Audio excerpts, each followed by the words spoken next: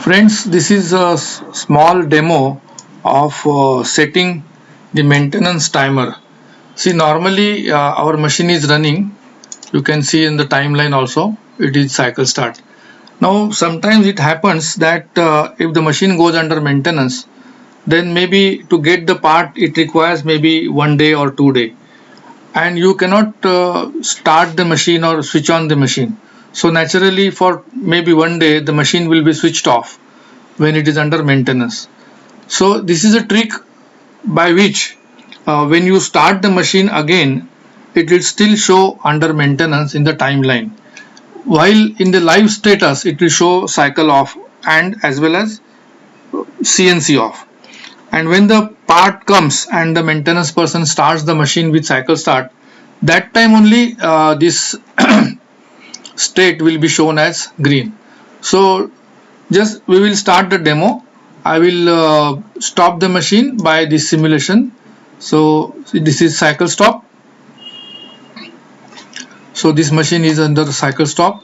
This will be reflected in our timeline.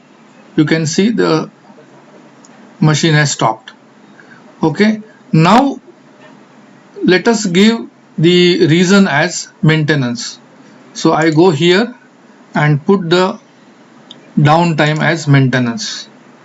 As soon as I put the downtime as maintenance, I can see here also the screen or the live screen is in maintenance, and in our timeline